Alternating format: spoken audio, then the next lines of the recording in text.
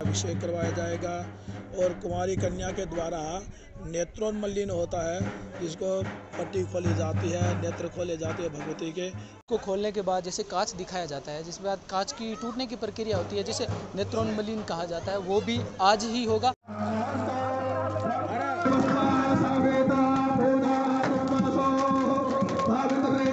साथियों, आज हमारे गांव सोनियासर में नागणेची माता के मंदिर का नव प्रतिष्ठान हो रहा है, जिसमें मूर्ति प्रतिष्ठान और नागणा गांव से दिव्य ज्योत लेकर के यहाँ प्रतिष्ठान किया जाएगा। और आज जो कि शोभा यात्रा निकाली जाएगी, जिसमें कलश यात्रा और लगभग प्रतिष्ठान का बहुत सा कार्य है जो कि आज ही कंप्लीट होगा। तो चलिए पंडित जी से मिलाते हैं और प्रतिष्ठान में क्या क्या बात, किस किस बात का ध्यान रखना चाहिए और कैसे कैसे प्रतिष्ठान होती है, उसमें क्या क्या सावधानियां रखनी चाहिए और अभी कितना प्रोग्राम बकाया है और अभी कितना हो गया, वो सभी बातें करते हैं। आइए आपको मंदिर भी दिखाते हैं। तो साथियों, आप देख सकते हो यहाँ नव मूर्ति है जो कि लेके आए हैं, जिसमें क्या होता है कि साथियों, जब तक प्रतिष्ठान नहीं किया जाता तब तक आंखों पे पट्टी बंधी हुई होती है। उसके बाद जैसे ही प्रतिष्ठान किया जाता है और मूर्ति को जैसे सामने कांच दिखा के फिर ये पट्टी खोली जाती है, और साथियों जब कांच जो अपने आप टूट जाता है तब समझा जाता है कि मूर्ति की प्रतिष्ठान हो गई है और मूर्ति में प्राण जो है माता जी की विराजमान हो गए। तो आप साथियों देख सकते हो, ये प्रतिष्ठान से पूर्व की तैयारियां हैं, जिसमें बहुत सारा सामान है। शायद हमें तो इनका पता नहीं है, लेकिन पंडित जी से पूछेंगे तो वो बताएंगे हमें। और साथियों, ये दिव्य आहुति का हवन चल रहा है यहाँ पे। और आप साथियों इधर आइए, मैं आपको बताता हूँ कलश यात्रा की जो तैयारी हो रही है। कलश यात्रा की तैयारी में अभी जो कलश लगाए हुए हैं वो दीप सिंह जी सेट कर रहे हैं कलश को। साथियों, अभी हम आपको मुख्य पुजारी जी से भी बात कराएंगे और उनके सहयोगी भी है यहाँ पे, उनसे भी बात कराएंगे। तो साथियों, हमारे साथ है ये एक सहयोगी पंडित जी। पंडित जी, आपका नाम? पंडित जगदीश प्रसाद आसपा, श्री डूंगरगढ़ बीकानेर। हाँ, पंडित जगदीश जी जो कि डूंगरगढ़ से हैं, अभी आपको बताएंगे कि ये प्रतिष्ठान में जो इतनी सामग्री है, जिसमें बहुत से पात्रों में अलग अलग प्रकार का जल और अलग अलग पात्र के अलग अलग द्रव्य डाले हुए हैं, अभी पूछते हैं। तो बताइए। जिसमें स्नान होता है, सहस्त्र 1000 प्रकार 92 प्रकार के कलश है, जो भी है, हरदान्य भी है, औषधियाँ भी है, आयुर्वेदिक औषधियाँ भी है, हर प्रकार का स्नान होता है और पुष्पों से भी स्नान होता है। इसके बाद में नगर भ्रमण होता है, मूर्ति को नगर भ्रमण कराया जाता है। इसके बाद में यहाँ पे सयाव स्नान भी होता है, सयाव पे सुनाते हैं मूर्ति को।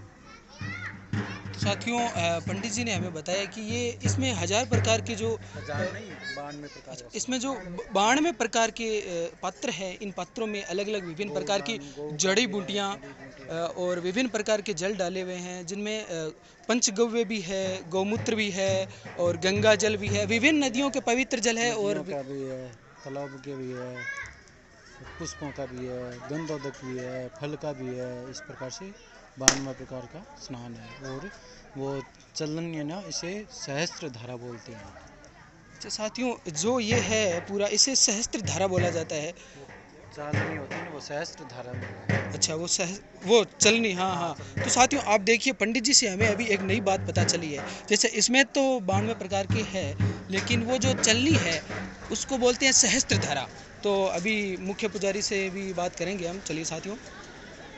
तो साथियों, अभी यहाँ पे प्रतिष्ठा में जो मुख्य पुजारी है, उनके साथ सहयोगी पुजारी भी है और गांव के पुजारी भी है, उनसे भी बातचीत करते हैं और आपको बताते हैं। साथियों, हमारे साथ अभी श्री डूंगरगढ़ के पंडित कैलाश जी शास्त्री मौजूद है, जो कि हमारे गांव में नागणेची माता की मूर्ति प्रतिष्ठान में मुख्य पुजारी की भूमिका निभा रहे हैं, जो आपको बताएंगे कि प्रतिष्ठान में क्या क्या सावधानियाँ और अभी क्या क्या प्रोग्राम किया है और आगे क्या क्या प्रोग्राम होंगे। पंडित जी बताइए। बोले जगदम्बा माता की जय।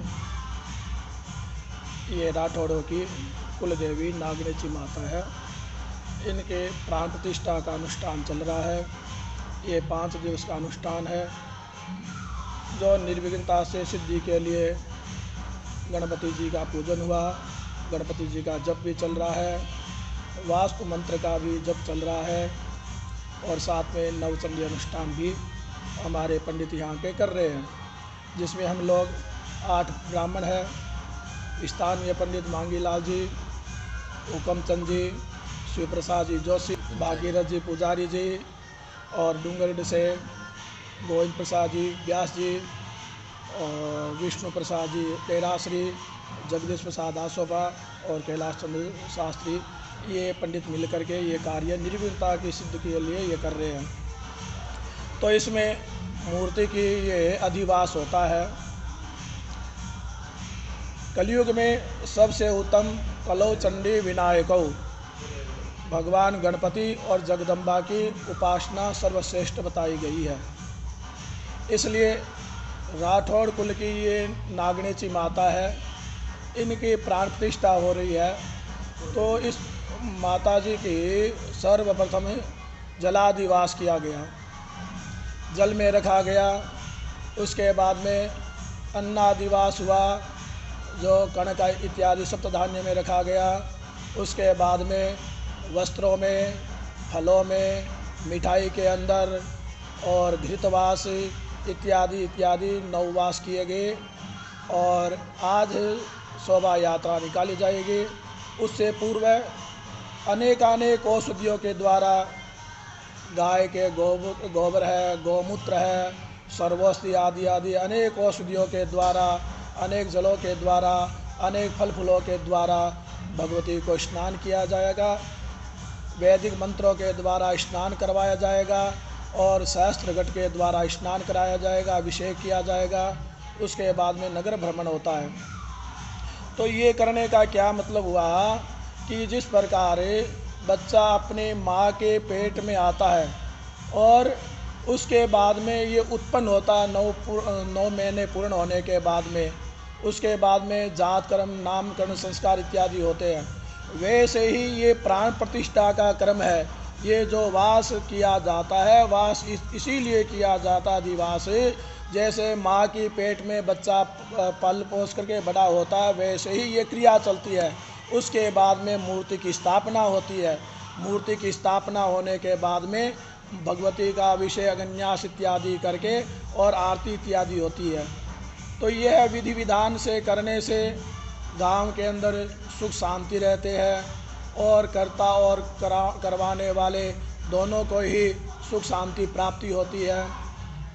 वैसे तो अनेक विधान है प्रतिष्ठा के, लेकिन जो मुख्य विधान है, उस मुख्य विधान के अनुसार हम लोग इतने विद्वान लोग बैठ करके ये कार्य कर रहे हैं।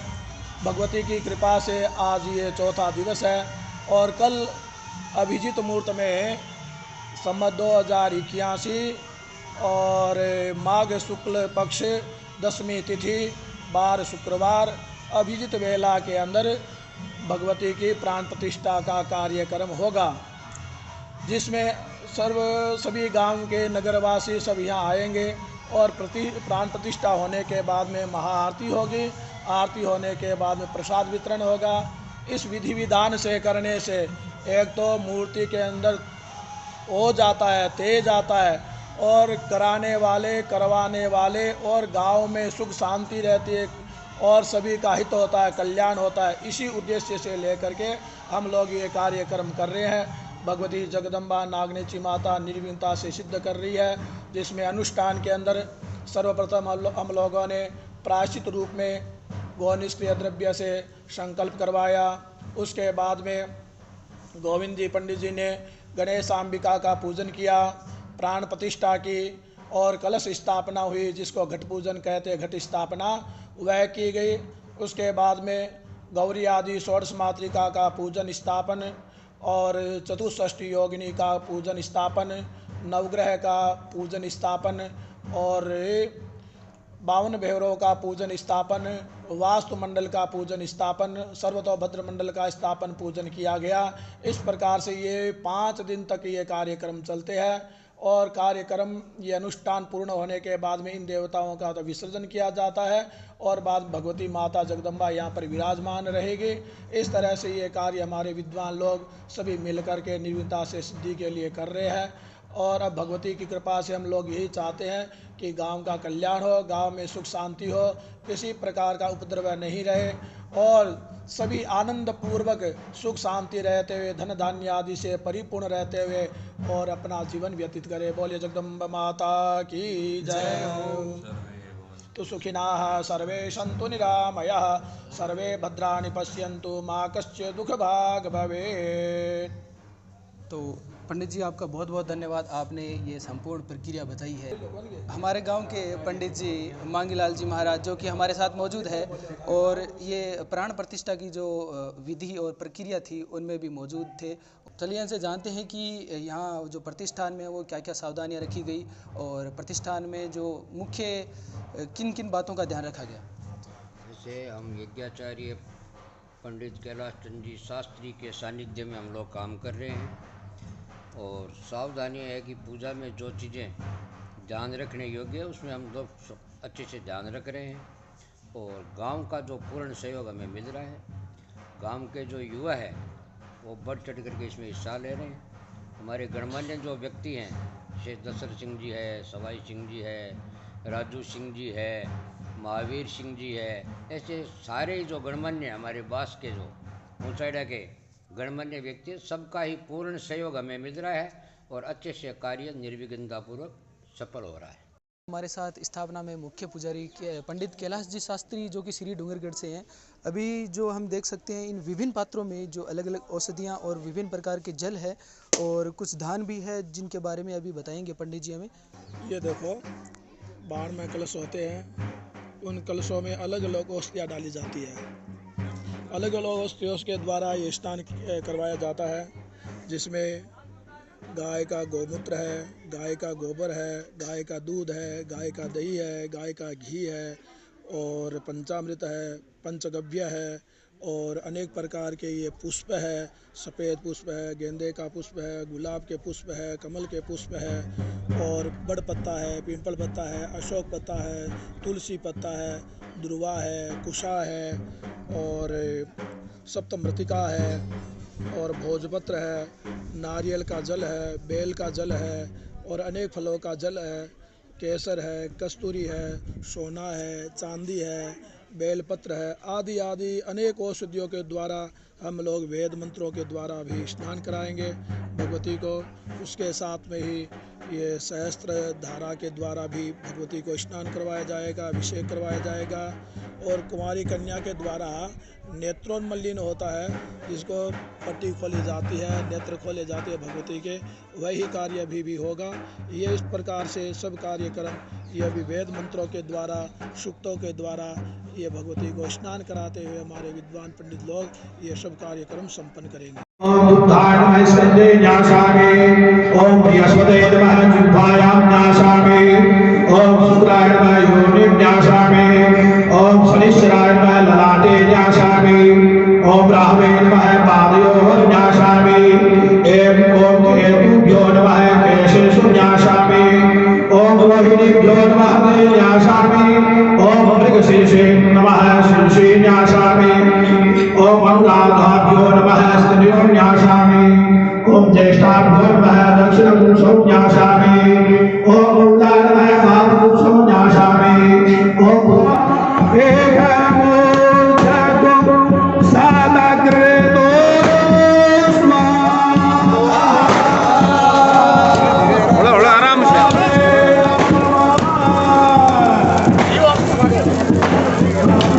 Savedha Buddha Namaso Bhagavate